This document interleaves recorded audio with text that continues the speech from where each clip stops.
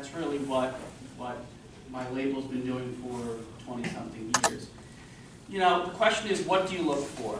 And I think there is, especially in those kinds of genres, there tends to be an established pattern there. There's a lot of singer-songwriters, there's a lot of blues artists, there's a lot of that kind of music.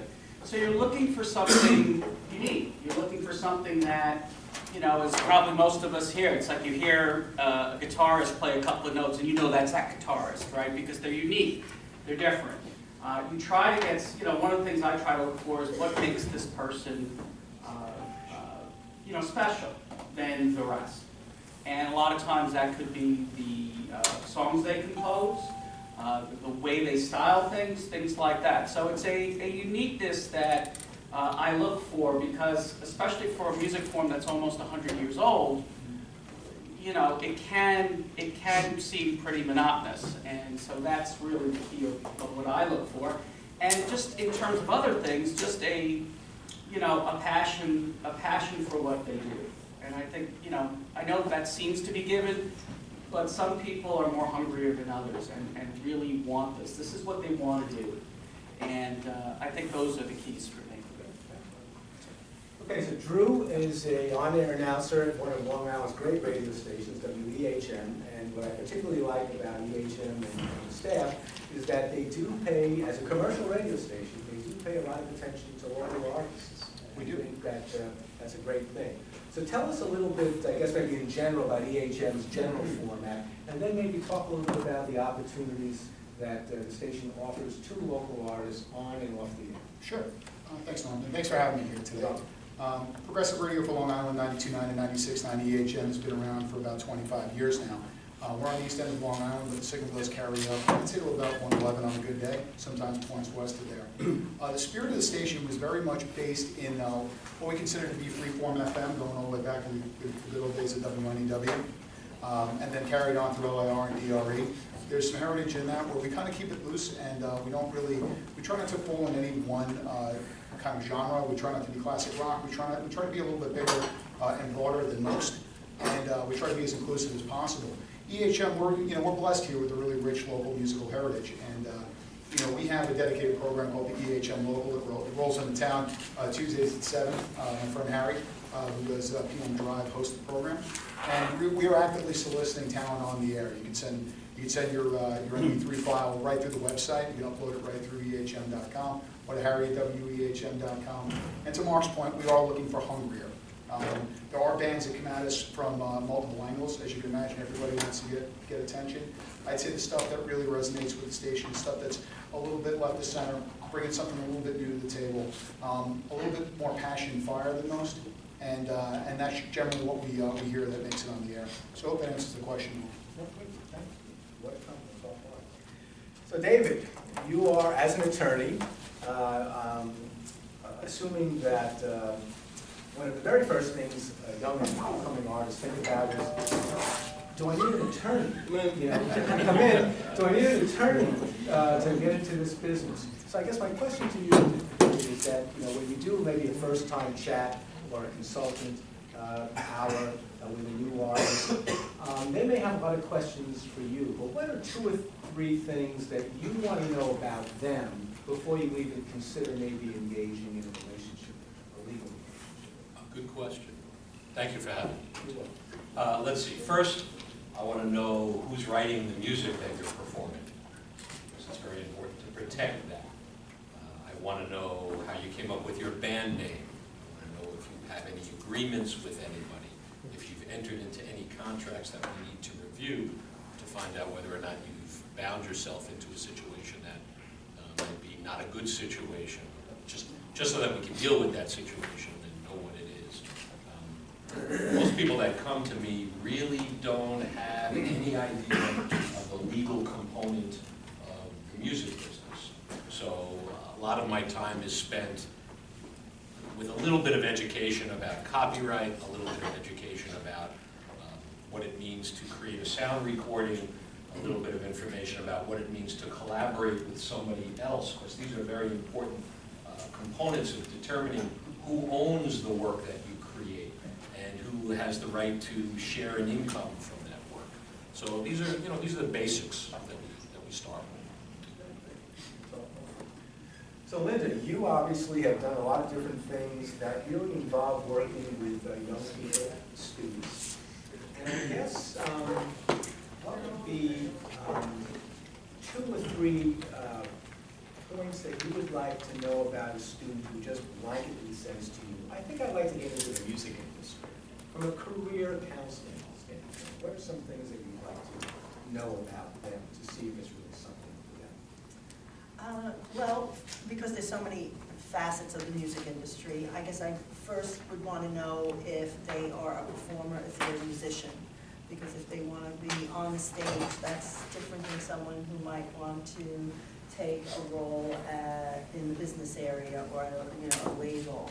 If they are creative or business, I should say, because there's the performer, the producer, engineer, where their passion lies, what they think. Sometimes students don't know because they just think the music industry is this big place, and it is, but inside it, there are so many places. There could be someone, I've worked with some students that actually have a love for law, and they don't realize, wow, I can combine that and my passion for music and be an entertainment lawyer, or I'm really great at math, and I could be a CFO of either a label, or I could be the Rolling Stones accountant when they're on, you know, and all these other areas that you don't realize how you can bridge things together. So I kind of build a career goal, a goal plan with the student, and with finding out, first of all, what their passion is, because again, similar to what I think Mark might have mentioned,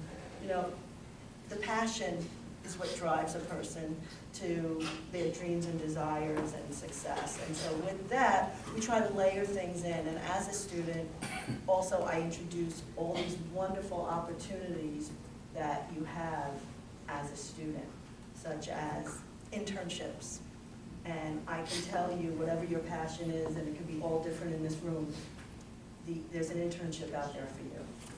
I can't say upon graduation, there are all these wonderful entry-level positions out there for you. So I tried to work with a student during that college time frame that they can take advantage of all these student opportunities. I pointed out to them, because sometimes students are so focused on their academic and their campus life and what's happening right here, that those years go fast and they don't realize they could have been doing a few other things along the way. Now, Joanna, you're somewhere, right? Okay, so Joanna Durso, for those of you who are Stony Brook students, I know some of you know Joanna.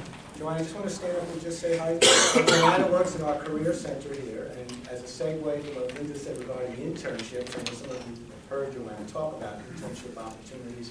But a 30-second speech, you want to give 30 seconds as to how to get in touch? Okay, 30-second speech. So, Career Center, right down the road for the gazebo path, around the corner from Starbucks, for people who are here on campus. Monday to Friday, 8:30 to 5, we're there. We have a staff of about 13 people, so depending on your interest, you can see a bunch of us, but I'm the person who works most closely with people interested in arts and communication. So we definitely have those things for internships and other opportunities we can help on. Great, thank you, Joanna. Okay, so Danny. As a member of Blue Oyster Cult, they have a very active touring schedule. And I guess I'd like to know, and you've been touring in so many different formats over the years, in a very general way, how has touring, the whole act, the logistics and the manner of touring, how has that changed, let's say, in the last 15 or 20 years? What's been good, what's been bad, what are some of the challenges in the touring industry? Well, to me, depending, you know, each band tours differently. Some bands fly, some bands are Let's talk about Blue Oyster Cult specifically. But So when you tour, what I do you guys think do? as a general rule, everything became harder after 9/11, as far as flying, as far as security, as far as, well, everything, really. A lot of stuff gets, you know, it's harder to travel. It takes more of your time, it's more stress. It's less responsibility of lost or stolen equipment. It's less reliability. And none of this is on the musicians as far as I'm concerned, and or the crew people. But other than that, there are more bands, I think, on the road now because there are less records to be sold. Everybody's hitting the road. Everybody thought they were going to retire at 60.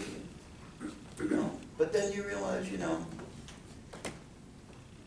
to be able to play, there's really no age ceiling on it, you know. I mean, Buddy Guy's what, 80? 78, 80, you know? And I think it's a really beautiful thing to be able to still play. It's difficult. It's difficult to travel for people of any age, especially when you get older. But I believe that you see more and more of your friends out there than you would think are out there. You know, I'll go in some places, maybe in the Midwest or in Canada or whatever, and I'll go, and you'll see the bands that are playing where you're playing. And I go, I didn't know that they were still together. And then you realize that's why people say the same thing. Lord, it's the cult. You guys are still around, you know? Because you never know. Because you see these bands going, wow. Okay, maybe they'll do 20 shows a year. Maybe some bands do 100. I think Elton John's still doing 80 to 100 shows a year. And, but they're out there. It's become more difficult, but you know, like, you know, musicians they find their way to work around things. I noticed that even when I first started playing, whether that means if you're playing a wedding and you're in a catering hall and they tell you you gotta move your stuff from the kitchen, you don't say, I'm not doing this anymore. You just do it. You do. And so you gotta get to the airport 2 hours early. You hate it, but you just do it. You know, because you get to play your guitar. And that's really what it all And comes help the down. drummer move his stuff too. So Yeah, well, that's why you gotta know the other doors to go in so that they don't see you, so they don't have.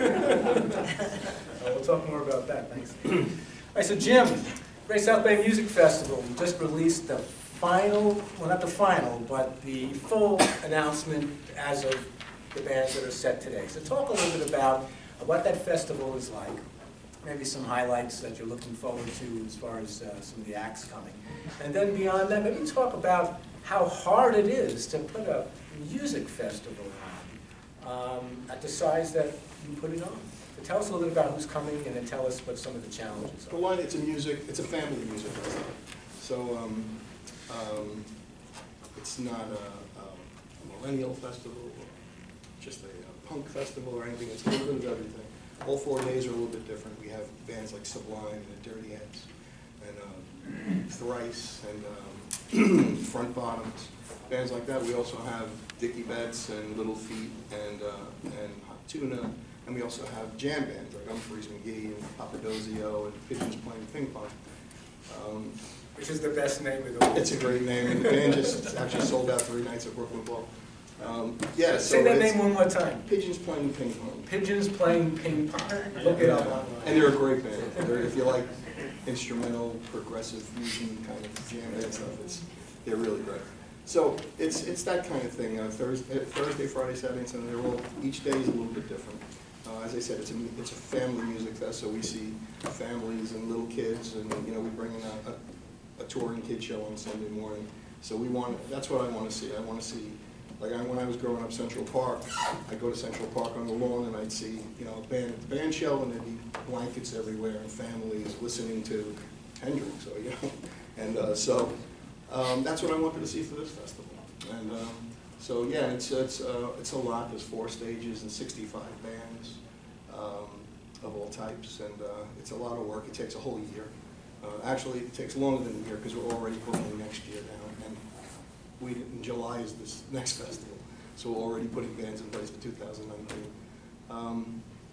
So it's a lot of work. And talking about the original bands before, I mean, if I can touch on that, EHM works with us to do a battle of bands because we try to do as many original. A band is 65 bands, 55 are original.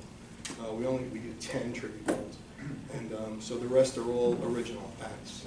And so we really try to nurture young original bands, which is not easy because they don't have a lot of big following and they don't know a lot of people. But we try, and so whenever we can, we stick them in. And that's pretty much it. We'll talk more. Now, Michelle, again, Golden Center, I think, is a gem on Long Island. You see about 260, 261 seats. So tell us a little bit about some of the acts that you bring in, and then tell us a little bit about the challenges in such a competitive marketplace, which is so many places that people can play. How do you kind of navigate your niche? So a little bit the bands that come in and how you try to navigate the niche to be successful. So as Norm mentioned, we're a 261-seat theater. We're located in Bayshore, and we did just have the Subdues this past weekend. We tend to have more of a middle-aged demographic and also a big blues demographic. We have a lot of people that love coming to see blues artists. But this year we're really skewing very differently. We just had Steve Tyrell there. We have Jim Brickman coming up. This month alone we have Richard Marx showing up. But then in the summer we have things like Jackie Green and Anders Osborne, which is really great. So I'm excited about having them come through. And just a whole different bunch of genres. I mean, I'm trying to skew to a little bit of a younger demographic. As Norm just mentioned, it is extremely competitive. I am one of 15 venues on Long Island, and I'm the smallest one. So chances are, if there's more than one offer in the market for an artist to play, chances are they're going to go where more money is being offered, and usually it's not me. So I have to beg, borrow, steal, and rely on a lot of relationships to get some of the acts onto our stage, and it's constant negotiation and constant trying to really explain to an artist or to a tour manager or a manager in general or an agent why choosing us would be the best room to go play at. And it's not easy by any means, and especially today, everybody wants to be a concert promoter, and there's more venues coming up faster than we can think about. You know, Jim and I love being on panels like this because some people don't realize that all of us are really friends. And Jim and I talk a lot. You know, a lot of people would think we're adversaries, but we're extremely close. And we talk constantly about what would work on his stage and what would work in the theater. So I also rely a lot on relationships, especially the local people sitting at this table, to really help shape what goes on at that theater. Okay, so that was the first round of some relatively softball questions, just to kind of get us started. So I now would like to certainly open it up so we have plenty of time to let people ask questions, even a general question, multiple people can answer, or a specific question for one of our guests. So Patrick? Okay, sure. I'm also a musician by the way, and I'm graduate from University. I also noticed a trend that has been going on around the music industry, that is the rise of the tech sector of the industry. What role can tech play? Like, for example, you heard about Spotify being debuted IPO. I don't know if there's debuted its IPO today. But what role can technology play in reviving the music business? And if so, what role? Especially radio and television. The way I see it, it's going to be around for a while. It just has to be reinvented. Okay, so just a general question in terms of how is technology partnering with music as Yes, years go especially by? radio and television. Radio and TV. Okay, so I don't know if we should land in your lap, but Yeah. let's start with I you. mean, I'll take a swing at it. I think you're right on with the Spotify IPO. I think it landed this week. And, yeah. It's supposed to be today. Yeah. And, oh, there you go. I think that folks want more content on demand. I think it's true to that. But I also think that local radio, local television has a very unique responsibility in the community to deliver timely content, relevant content, local content. And I think that's the opportunity for the offset of broader based media. I think there's always going to be, I think it makes each better in a lot of ways. It forces us to be, I think, a little bit more laser focused on the community that we serve, because when you can have anything you want 24/7 like that, when you're your own program director, it causes us to be a little more reflective. And I think there's some stations out there that are a little, I mean, they hang back a little bit, and I think they play it safe. I think you'll see in time that that's going to shape. I think overall formats will start getting a lot looser as a result of that. I think you're seeing it now. And I think the way I'm seeing it is it's going to be almost like a tripod, radio, television, being interdependent on each other. correct, correct. We see it as complementary, not adversarial. We don't. I think it's healthy. It's also another way that people enjoy music. It's the convenience of it. You know, we could talk also about the resurgence of vinyl and how that's come back. And there's a lot of things that people thought were over that certainly are not over. I remember when they said that radio was going to be dead when the internet arrived, and nothing could be further from the truth. We're still here, we're still there. And, I think radio's got bigger think we're right. I think it's one of the few medias that you can consume while surfing the web, and I think it's, in that respect, it's been complimentary. Can I ask a question? Sure. This is a question that Norm and the panel we asked about 10 years ago. How do you get your music? And this maybe it was even longer than that. And everybody went like this because they were on their computers 10 years ago. Okay, so there's some pretty wide ages here, but most of us are a little older than you. So how many people get your music from blogs? Okay. How many people get their music from their friends?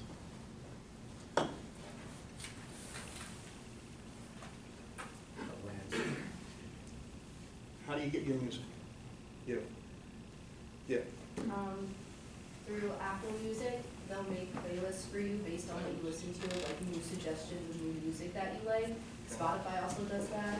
So Yes. that's how you figure out new music. Okay, how about you? Yep. CDs. That's great, that's great. I still listen to radio. You okay, radio? I want the young people, actually. Oh, yeah. Well, no, I didn't mean that. No. I meant like the students, like the really. But actually, just You're to a little. just to follow up with the CDs, so Olivia, do you go to a record store to buy them? People go to a record store anymore? Or do you get them online? How do you get the physical CDs? You go actually go purchase them at a store somewhere? What stores locally do you go? FYE in the mall? Okay, okay, so you still shop. Who else goes to a record store still? Younger people. Younger people. Okay. And I'm not saying what the age group is, just a question. So you guys listen to vinyl, right? Okay. And that was the other question too, vinyl. So there is this sense that vinyl is back. You go to Barnes and Noble and the Smith Haven Mall, and vinyl is all over the place. So how many people are really into vinyl? Even though it seems to be priced higher than it used to be when it first came out. Do you listen to it or you just collect it? Good question. Listen. Listen. I still want to know where we get the music from. I don't know if your question was answered. Yeah, I'm still Let's looking. go Where do you back. get, can you just like throw out names? Where do you get your music from? You said Apple. Who? What else? What else Record besides Fair. Apple? What? Record Fair, Vinyl Town is this Sunday in Garden City. Well, I meant how do you get new music? Like how do you hear about a new I tune? buy it Pandora, online, Apple record Music, store. iTunes. Yeah. Where do you get it? How do you hear about it? How do you hear about new music? Social media. You see. Archive.org. A lot of live shows. Live shows, okay. YouTube. Do people just search YouTube for different Spotify, Pandora. Satellite radio. Anybody into satellite radio? Wow, nobody. No? All right, well, hold that thought, because I think that's a really important. Can I just add on to anybody into the TuneIn Radio app, any national streaming? Oh, yeah. I use that. All right, so we have a lot of folks that listen to us online via TuneIn, and our social presence is pretty strong. I use that all the time. You do? Yeah. Yeah. I mean, I like independent radio, public radio, and I like listening to music from all over the world. Yeah. And I use that, in fact, I just got this smart TV, Yeah. over 50, it's taking me ages to figure it out. Stood there all night going, well, I got a station from East Africa. Yeah. Yeah. From No, France. Yes, I do it's- that. And I I sit have. there, and and whether it's Pandora or radio stations, and I'll Shazam some stuff, and at the end of the month, I go down the list, and I buy. And Yes, that's where I yes, get yes. my- I'm sorry. Yeah, I was gonna say, for the same thing, Radio X out of UK, Yeah.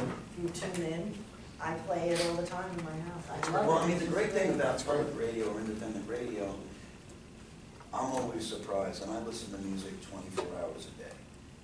I'm always surprised, like, oh, I never heard that before. Sounds like it could be Bonnie Raitt, maybe it is, look, and then you find out, saying, what is this? As opposed to a lot of these clear channel stations where it's just the same old stuff. And not that I don't like it, but I know what it is, and I've heard it before, and I like to be surprised. What we're getting with the digital distribution of radio is I'm getting folks that are following us from Scotland, from Nova Scotia. They're finding us via the artists who have either had interaction with the morning show or things like that. So then it's a reverse. So I'll be on my shift on Saturday and be like, hey, it's Bob from Glasgow. You know, I'm like, it's just surreal when you get that sort of thing, and you play me something, and they're listening, you know, in that kind of The world has gotten smaller that way, which is really, really cool, because I could be in Australia and wake up and put on WFUV. Yeah, Yes. absolutely. Actually, let me turn it back to Mark, because obviously, with a record company, in what platform do you find most people buying your records? Well, I skew to an older age, so we still are selling physical products, so we're still doing a lot of CDs. Our mix of CDs to digital downloads is about 2-to-1 CDs. We occasionally release vinyl. It's not this panacea that everyone thinks it is. It's got to be very specific to the kind of artist, so it doesn't work for every genre.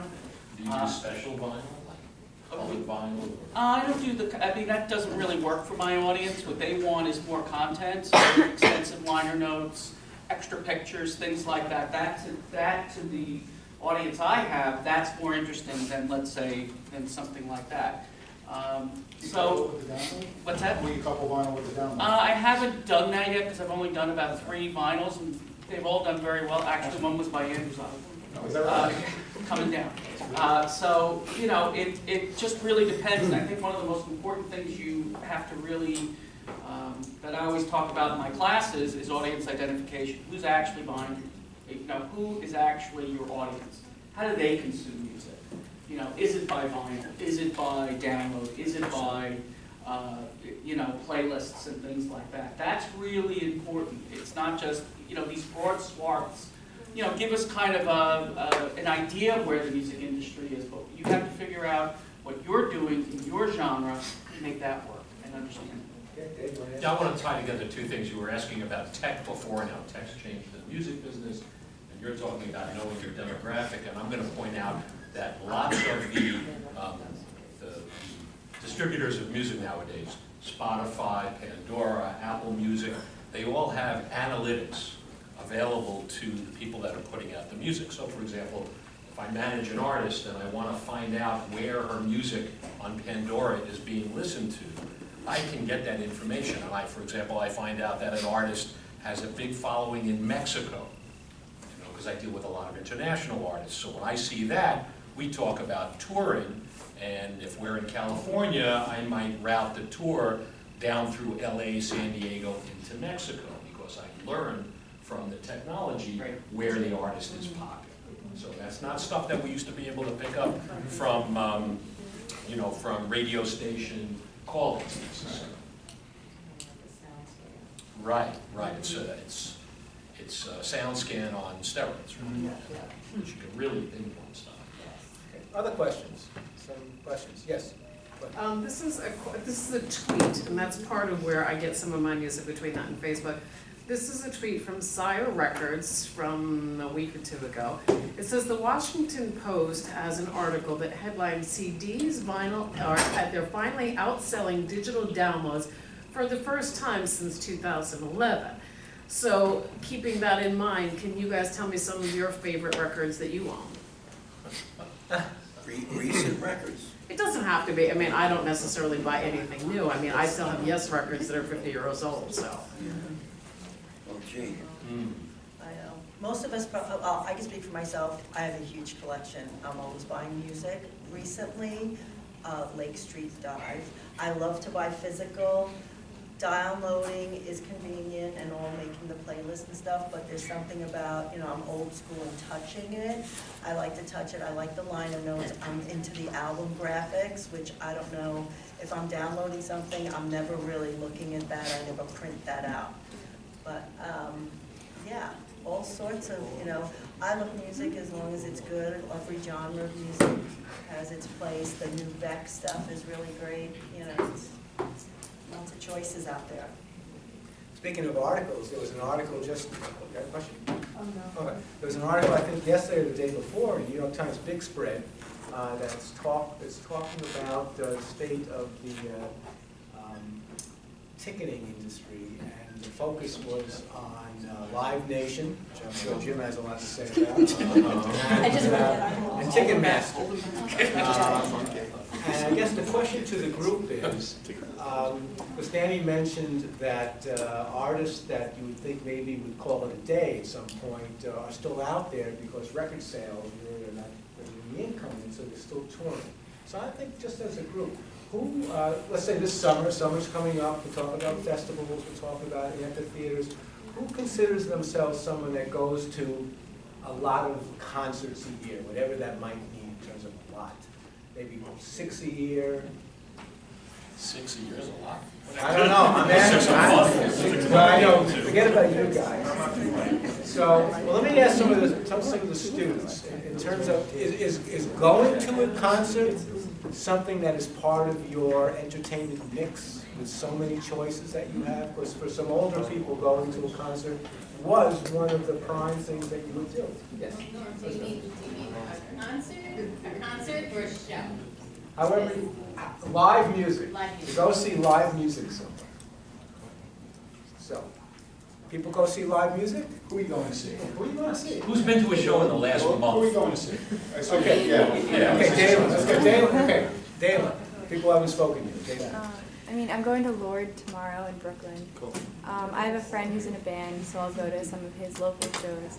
But I'll try to go to shows in the city when I can. Okay, so this is Lord, where's she playing? Barclays Center. Okay, how much were the tickets?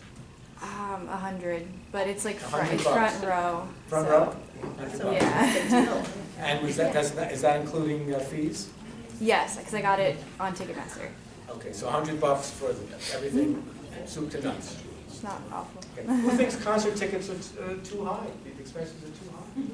Okay. All right, so let me throw it to the venue people. Because it's not their fault. But who steals music? Keep your hands up. Yeah, we'll get to that part. We'll tell the attorney to leave the room at that point. But no, it's seriously, our venue folks, ticket pricing is a tough thing to gauge. It's really So how hard. do you guys? It's really hard, and everybody has a different idea of how much a ticket should cost. You know, on our Thursday night, which is a younger audience, we can charge more because they're used to paying $100 to go to a concert. On Sunday, we have more of a classic rock audience, and if we raise the ticket $2, we hear it. Because they want to break down the fences and get them for free. It's absolutely Like true. the old It's days. absolutely, we can't charge that much on Sunday, and we have a big lineup on Sunday. But, and you know, one of our acts, if they went to the city to see one of our acts, it would be a $75 ticket. But we charge 40 and 35 for 17 acts. It's a big difference. Yeah, and they don't have to worry about parking if they come to the festival. So ticketing is crazy. I mean, especially the festivals. You know, Gov Bowl and you know, all of those festivals. They're expensive. I know, but don't you think that that's part of the success of the festivals? Because it might be a high price, but you're getting 20, like you're saying, 4 stages, Absolutely. 65 bands. Some people don't get that. Some people don't one-off. get that they're seeing so much, you know. I mean, at our festival, we've seen 17 bands in one day. I think this generation might be, because I think that's why like Jingle Ball and Gov Ball, and I mean, back in the day, it was Lollapalooza, and that was it. You had to go to the UK to go to all those Glastonbury festivals, but now so many of them are stateside, multiple play. I don't know. I love what you're doing. I think Governor's Ball is a great bang for your buck for a college student. Well, there's a reason why festivals are going under, is because if you don't charge enough, then, you know, it's a very expensive proposition to put on a festival. It's really expensive, from generators to electricians to the union stagehands. You know, you can't believe what it costs to put on, you know, our festival, and ours is not anywhere near as large as Gov Bowl. There's, you know, and you get 1 or 2 rainy days, and you're going away. You know, you're done. And so it's a big risk, and it's very, very expensive. So that's why the ticket prices are so high. So Jim, there's a flip side to that. In Europe, where festivals are so big, especially in the summertime, spring, and the early fall, what happens is it's just as expensive for the artists to tour as it is for the promoters to set up festivals. And what happens is the artists tend to focus on playing the festivals because they can get paid better from the festivals. So what happens is all the artists tour during festival season in Europe. And when you get into November or February, it's very difficult to find lots of live music playing outside of the major, cities like London. I mean, if you go into the country a little bit, you're not going to find a lot of live music if it's not festival season. And that's a problem too. Let me ask Danny, actually, because festivals, you guys play overseas a lot, the different types of festivals. Any general differences in terms of any aspect of it? You're right about that, because we spent a month touring Europe last year doing a lot of metal festivals, which is weird, but anyway. But there are a lot of bands there, friends of ours, that's 90% of their work. Right, and then they're done. They stay there for 2 months, maybe a little bit longer, and that's where they do it. Whereas it used to be back in the day, sometimes, where if a band was only, say, big in, say, Japan, they'd go there, tour 2 weeks a year, and that's it. Jeff Beck did it, Chuck Berry did it, a lot of these people, where all of a sudden, and then, maybe they'll play some clubs here or whatever, but by and large, financially, the bulk of their work is the festivals. And, and it's expensive to have a moving caravan. Because, you've got a big festival, and the festivals that we play seemed to be very successful. There were people there that weren't destroying it. There were lots of bands. I mean, you had Rammstein, Alice Cooper. There are lots of big bands and lots of bands I never heard of either. But they're able to stay in one place for 6 or 8 weeks and make a living. And then I don't know what they do the other 40 weeks of the year. I don't know. Golf. No. Michelle, did you want to talk a little bit about it? No? Okay. When? How does Danny feel about cruises being the new festivals? Well, I did my first cruise last month, and I really enjoyed it. I don't know what else. Explain. People saying a cruise. What are you talking about? Explain what this is. This was the Rock Legends cruise. There's so many of them out, where they basically charter a boat and they sell a bunch of tickets, and there's a bunch of bands. And sometimes bands will become their own promoters, if you will. Def Leppard's done it, Kiss has done it, but this is a Rock Legends cruise, and they have about a dozen bands, different bands every year. And it's up close and personal. You'll play on the deck one day, you'll play in a 200-seat theater the next day, maybe do an acoustic gig. And so these fans who buy an all expenses paid ticket gets to see these bands way up close. You see them in the hallway, autograph sessions, all that. So it's something you wouldn't be able to see at the Nassau Coliseum from 500 feet away. So that's the plus side. The downside is, if it's a windy day, it's like going to see a band in Jones Beach. Only you spend $1,500 for it, So I guess that's the downside. We got lucky, but I think it's really cool. You think some artists feel a little intrusive, that the people are a little too close to you? Probably, yeah. But I think the artists that feel intrusive about that are going to feel that way anytime, anywhere, And there are some artists, they just stay in their room for 4 days, and they don't have to worry about it. And they go, there's a secret entrance. They go to the stage. Where there's a will, there's a way. You don't have to be around anybody if you don't want to. But I think the whole purpose of that is to intermingle, not only with your mates from the other bands, but also from the fans. And I found it to be extremely pleasant. Radio stations are also getting involved in that. I know Right. FUV does a cruise. Right, and, right. And they're finding success with that component also. There's a legal component to it also, again, going back to the international performers. It's tough to get performing visas in the United States if you're not from the U.S. Doing a cruise ship outside of the United States border is a way for my Jamaican music clients, for example, to play to an American audience that they can't otherwise reach because they have a marijuana conviction from 1975 or something. So it's helpful for them. One thing, if I could just bring back to the festivals, one of the things that we're seeing at the station, and it was kind of a running joke, was like, can anyone name a festival with M&M's not headlining this year? Because they're all starting to morph together. And I want to give props for due to Jim, because there's been a regional component to this Great South Bay thing for, what's it, 10, 12 years now? 12 years. I mean, I go there with my kids have grown up at this festival, and the festival is, the success of the festival is independent of the artists who were there.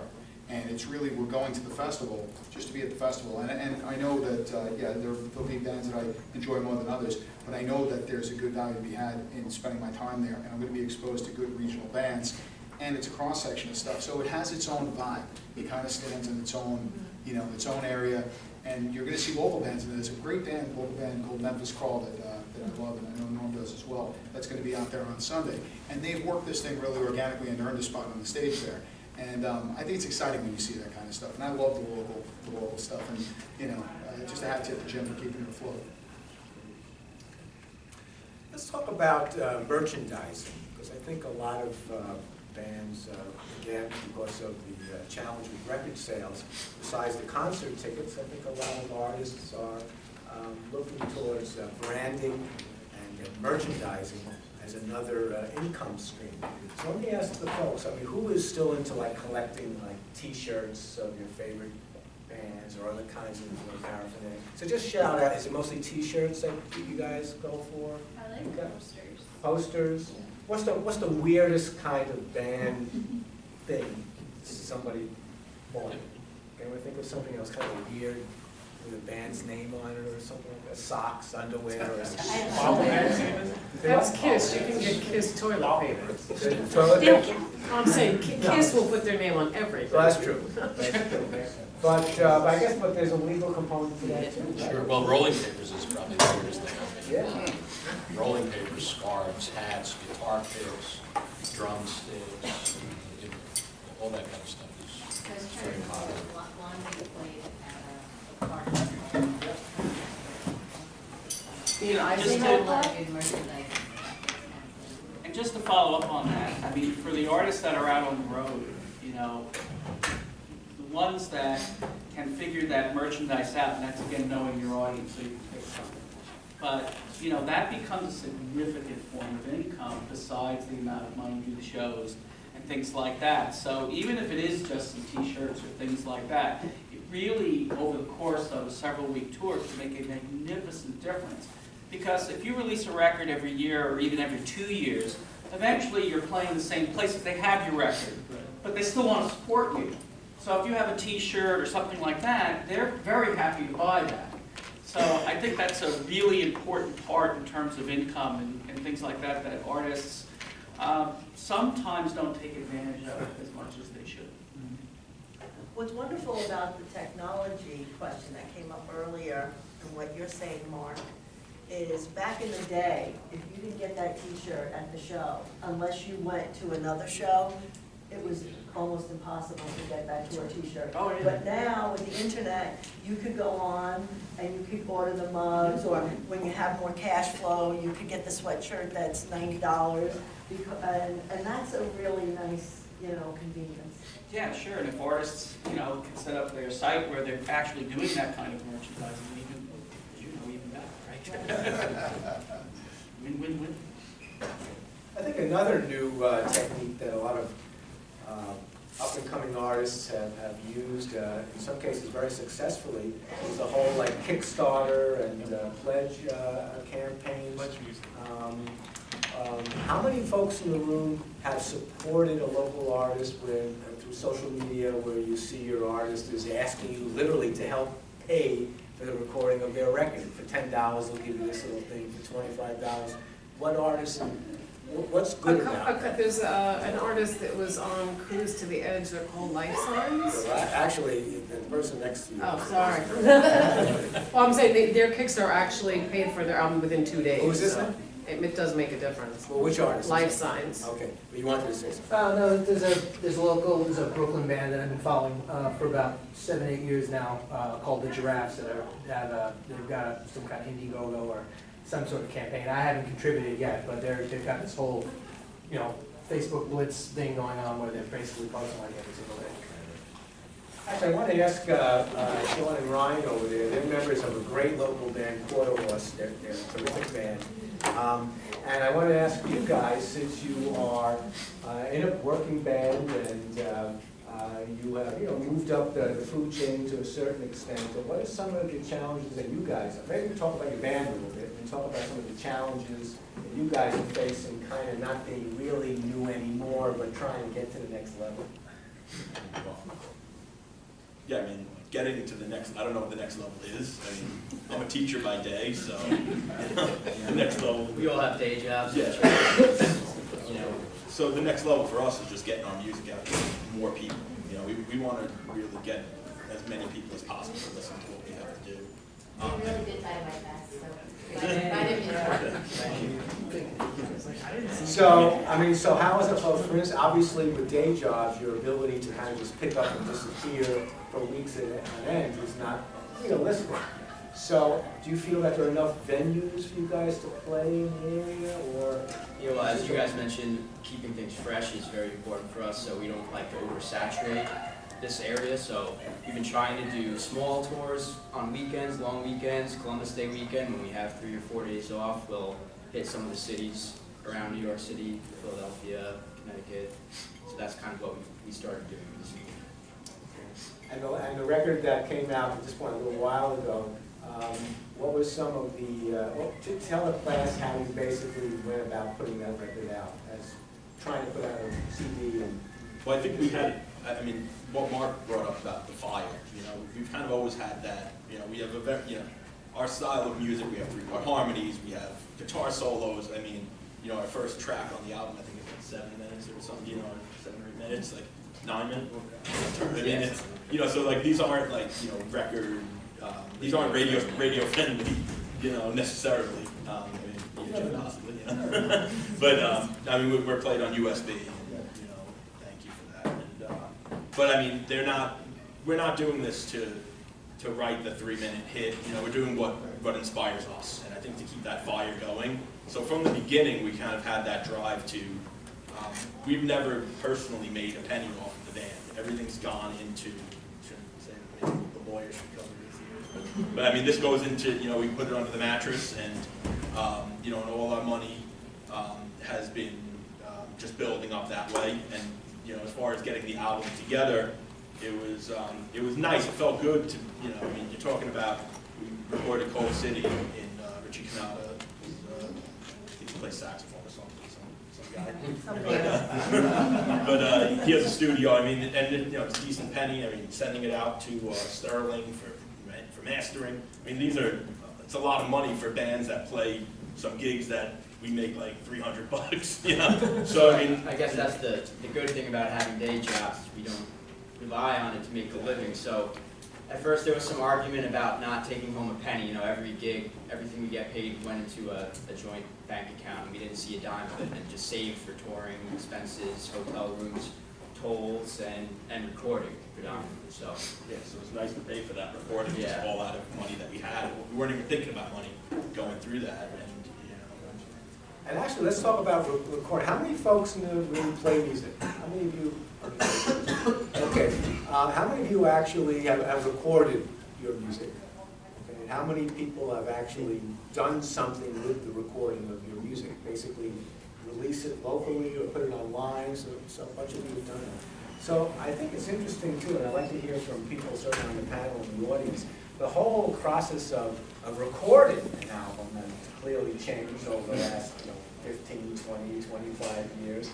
And I guess there's upsides to the new way of doing it now, and there's some downsides. So does anybody want to take a stab at, and maybe I'll take a stab at it because I've produced records, I've had records sent to me, and I think the difference, how I really got started was in '91 recording my band. I mean, that's how kind of everything started. I had a big van, and I traded a guy said, well, if you take all this garbage away, I'll let you have the studio for a night. So that's how I started recording and playing in that band. So, I think the difference was, as you know, that when you can do a recording now, you can just kind of open your computer, and you can, depending on what you're doing, there's just a lot less filters that go on than when, let's say, you say, okay, we're going to this great studio, we're gonna pay 80 bucks or 100 bucks an hour, and, you know, there's a lot less filters, you know, with the producer and all that, I think what's happened for a lot of people, they just put everything out, or there's no filters there, because it's so easy to record. So if you know, you can basically make something basic. But I think right now there are some really good things. If you're really great at that, if you're really great at self-producing, it's a wonderful time. It's much less expensive to do it. But I find a lot of people need some help and direction. And I think in this area, they're not getting that because they say, well, I can record it myself. And I think for some people it's worked great. I think for most people it's not as great as I think it's made out to be. Or as they think it is. Or they think it is. Yeah, because right. quite often we'll get stuff in the material at the station, and they think it sounds great, guys, it doesn't sound great. You definitely need a second set of ears. Yeah, you need a second set of ears, you need somebody to be objective. And someone who's done this or been around this to say, that really sounds like crap. It's not always, it's not always quality either, it's the positioning, it's the tone. Right, it has nothing to do with the song itself. Right, the song can be great, but it's not framed right. Right, exactly. Yeah, it's amazing that a lot of the people that send, we got over 500 submissions this year. And it's amazing. So 500 artists submitted to play. And it's amazing how many people sent us their iPhone video in some small bar. Yeah. And 20 seconds of it, and that's what they sent me to book them. And it just blows me away, that They think that's a good idea. it's like, what are you thinking, man? I think the enemy is the lack of a budget. You can't afford that good producer or that good studio. But the upside is, the last 2 Meatloaf records I recorded in my house alone, 1,000 miles away. And there's a good thing about it because there's no one over your shoulder saying, I got an idea before you even plug it. So you have that kind of peace about it. But the other side of it is that guy next to you going, you can do better. I know there were people around you that bring out the best in you. And I feel that there's no substitute. Like I'm doing a project upstate and we're in a circle and we're writing and recording. And there's no possible way I could have done that, or any of us could have done that if I was alone in my house. On the other hand, at $200 an hour, you're going, I better be good today because they're going to really hate me if I'm not great. When you're in your house, as long as within 48 hours you send them something and they can say, it's good, but can you try it a little bit this way? Sure, no problem. As opposed to when you're in the moment and, there's too many chefs in the kitchen sometimes. But, the problem is, that producers are really, really important to making great records. Producers are expensive. So if you've got a record budget that's less than what a producer would charge you, you're on your own. And unfortunately, most great musicians are not producers. Not everybody's Todd Grumber, and great Paul McCartney uses producers. He's a genius. He doesn't know how to produce, you know what I mean? So that's the downside because a great producer, Todd Grumber can sit here with a laptop and make a masterpiece. We can go into the best studio in the world, and if we're 4 great musicians and none of us know how to make a record, we're not going to come out with a good record. And it's not going to sound good like you were saying, and you put it on the radio and there's something's missing here, man. And also in terms of sound, Michelle, your venue, you have a great sound system there. And I think an interesting question is, when bands come to your venue, what is the discussion in terms of what they would like, what's their expectation of what the sound's going to be like, and you put them in contact with your sound people? Because I think that's a critical experience for an enjoyable audience to have a great sound system. So you guys do it great. So what's some of the tricks that you guys do with both? I have a good technical director. I owe it all to him. We have, we are full sound and lights. We have a local company called Smith Audio who handles all of our PA system. We have a 48 digital console. Apologies, I don't know the name of it. Our monitor board is a digital monitor console. But, an artist, sometimes they'll walk into my room and they look and they actually laugh at first. They're like, why are we here? Because they're used to playing much bigger venues. And then depending on the tour manager that shows up, who may also want to mix the show. It's a battle of wits between him and my technical director, and in the end, there's some sort of happy medium, but sometimes the artists themselves will spend 4 hours on our stage before showtime just playing with the band and getting this, used to the sound. But then when the audience comes in, it's completely different. They'll sit there for hours and they'll say, "It doesn't sound right, and it's not warm enough in here." And we say, "Well, just wait until the people show up and it'll sound completely different." But a lot of it for us, it's my technical director. And I will say, we may be small, but some of the artists that come on our stage are absolutely incredible. They are legends in their own right and their own genre of music, and they're pros. So it makes it very easy to do the job. And even we have had Quarter Horse on our stage, and they sold out our room. And even with guys like this who may be local, they are some top-notch musicians as well. And it makes it very easy because I personally feel we only put the best of the best on our stage. It takes a lot for me to also put a local artist on our stage.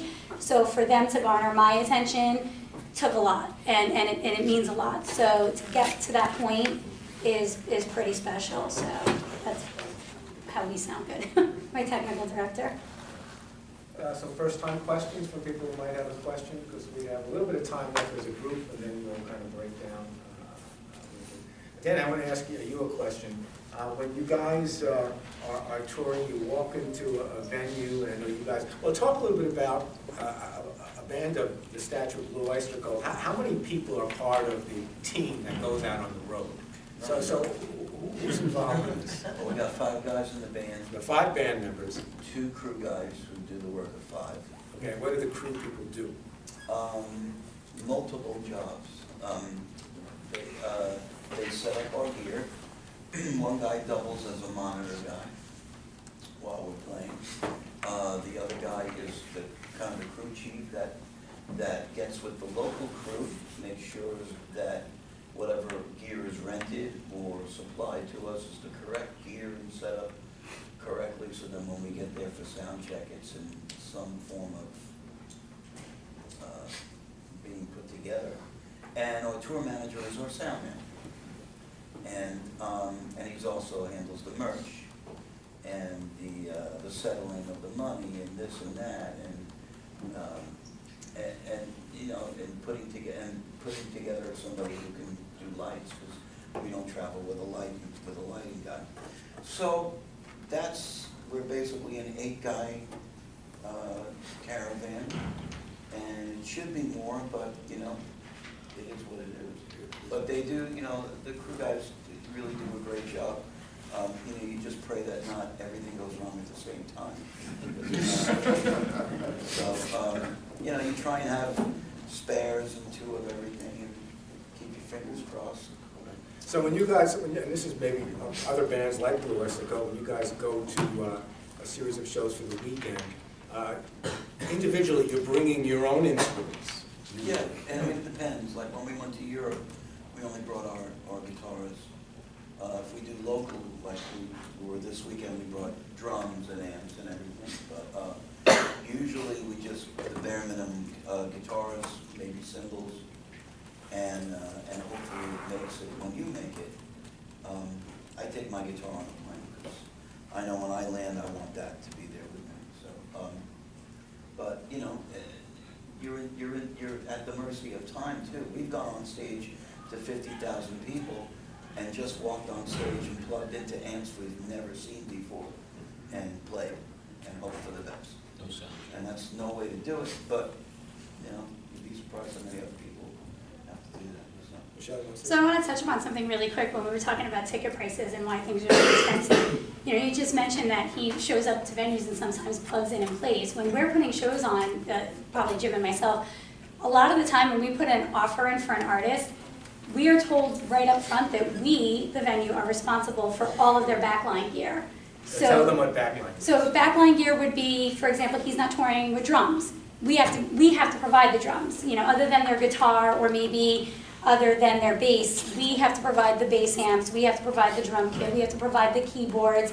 So for a small venue like mine, where if I want to book an act like Blue Oyster Cult, the first thing I ask is, I need to see the rider, because are they going to come with their drum kit? If not, will they use my Yamaha kit that's in-house? If they don't, because the drummer's not sponsored by Yamaha, what drum kit do I have to get? Or do I have to get the face of a DW, to pretend that, So it's things like that, and that She's done every trick in the book 10 times over. So I got to call my friend at the Dario and say, look, it's, I need an Evans, head or something. So, and it's a lot of, I talk to a lot of tour managers sometimes 5 months prior to even booking a show, and we call them and they go, why are you calling me? You don't even have a confirmed show. And I said, well, I have to know if I'm doing this show, you are okay with what I have in-house. Because if not, my cost goes up tremendously and it affects what I'm going to pay the band, and then it puts out what I'm going to charge my patron to come and see a show. So when you're seeing $85, $90 tickets at my venue, a lot of it is because of what it costs me to get that artist on stage, and if I do need to bring in any additional backline. A lot of the times the artists that are playing the room are kind enough to work with what we have, but we don't have keyboards in-house. So regardless, if I'm booking a band like Poco, I'm renting a Hammond B3 organ, and that's $200 just a cart from New Jersey to get into my room. So that alone is going to cost me $400. Yeah. It's $200 to rent it, it's $200 to get it to me, and then it's more money to get it back. Sometimes, again, my technical director, he's talking about how there's so many people that do multiple jobs. In the room I'm in, I'm not only the executive director, I'll collect tickets, I'll go pick up gear. We do what we have to do. My tech guy goes and picks things up. He'll go to Jersey if he has to sometimes, if it means we're gonna save some money. So it is a tremendous amount of work, even on a 260-seat level. So that's... Everybody's wearing multiple Yep, hats. we all wear multiple hats. We've been picked up at the hotel to go to the venue by someone to say, oh yeah, I'm the stage man. I drove Todd Rundgren around.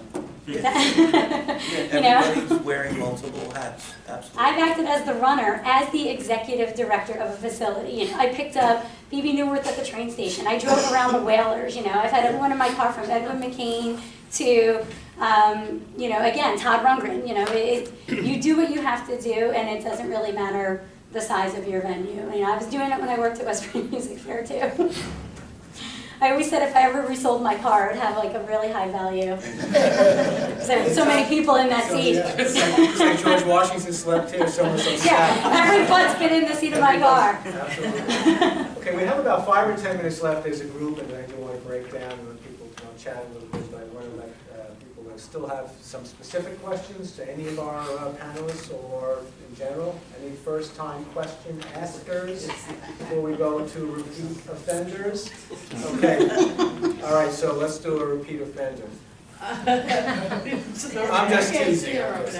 I was wondering, Jim, because you are in charge of the festival, how it works, do you pay for it by the day? And if you have a problem paying more than $100, because I heard that you really like Peter Gabriel and Sting, and I know Jones Beach was $125 when I went last year.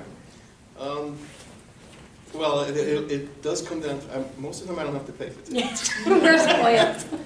But that said, it depends who it is. It really does depend who it is. And there's some people that I wouldn't pay a high price, and there's some people that I would. I have friends that they buy every expensive ticket out there, and they go to every show, and good. I'm glad for them that they can do it.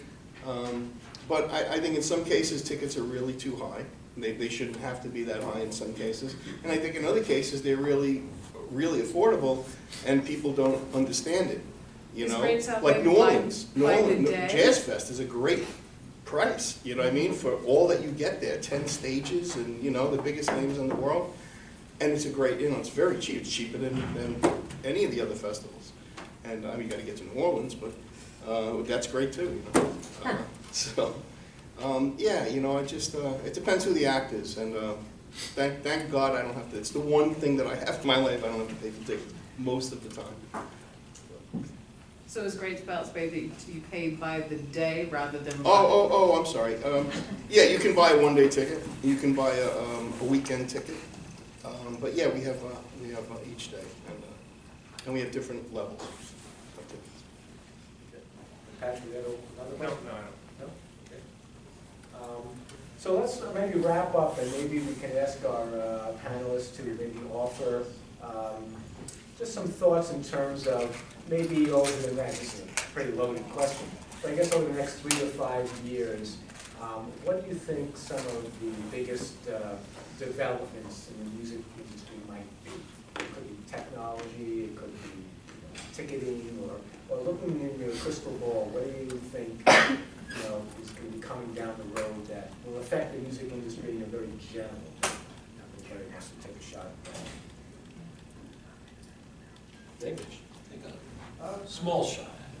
So part of the change over the music, in the music industry over the past 25, 35 years has been not only the creation of music, but the distribution of music.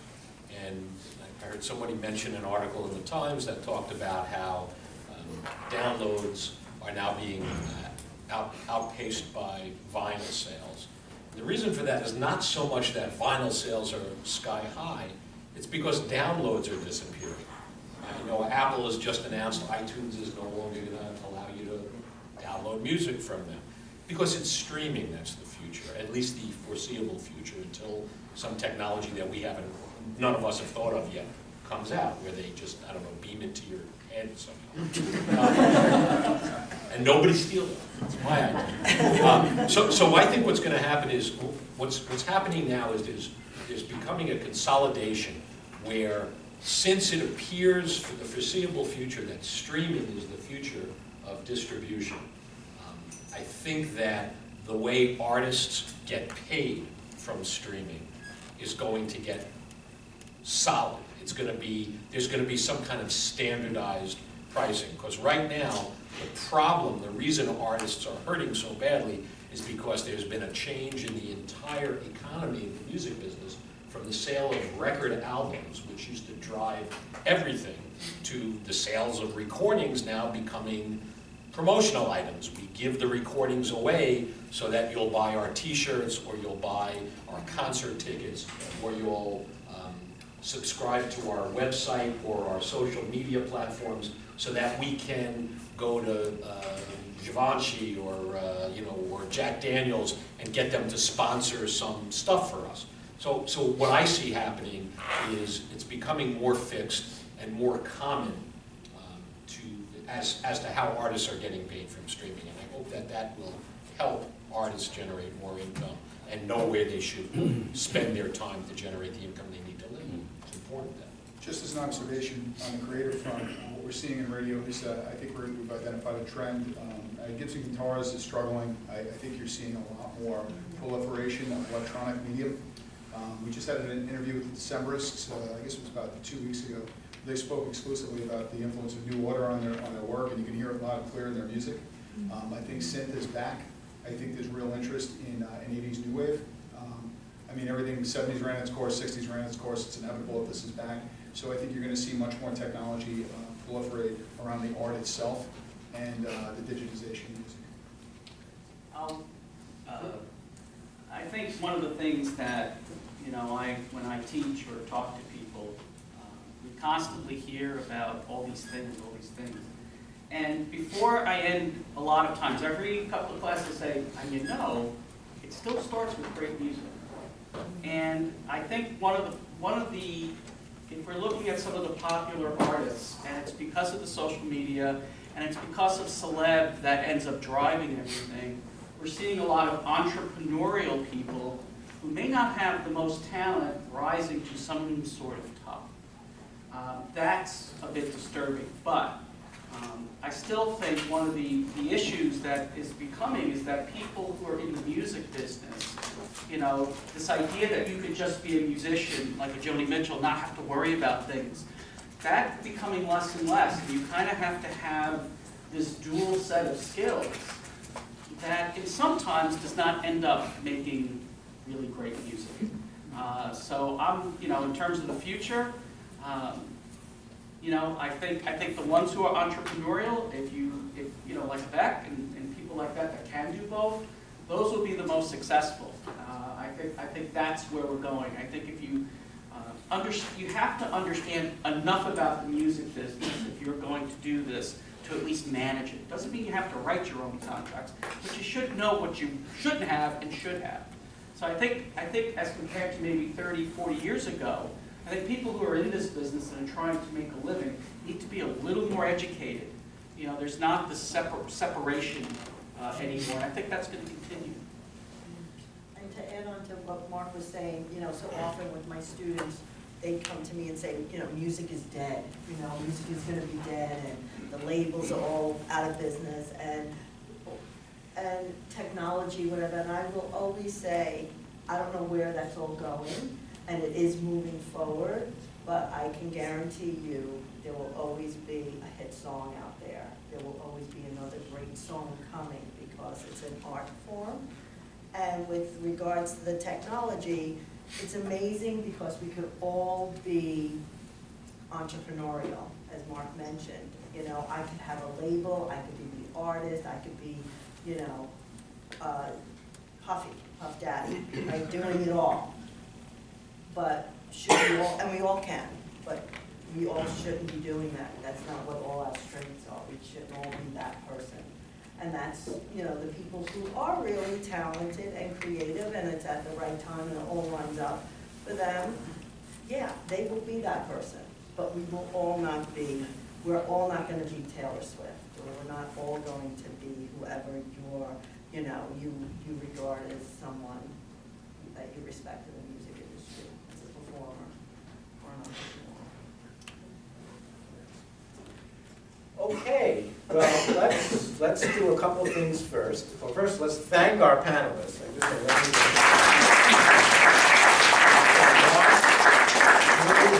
Linda, and Danny, and Jim, and Michelle, so let's thank them all very much. They're very busy people, and I very much appreciate that they came. Before we break, just a couple housekeeping notes for people in THR 277 class. Well, actually, everyone, you see an index card in front. If you're in the class, definitely put your name on it, so that's your attendance for today, and Galen today will collect it. But anyone else that was here just to be part of the panel, to listen to the panel, you want to leave us your contact information, fill out the index card too, and give it to Galen. But definitely if you're in the class, that's how we're going to take attendance today. And also if you're in the class, since we're not talking about any class stuff related to next week, check your black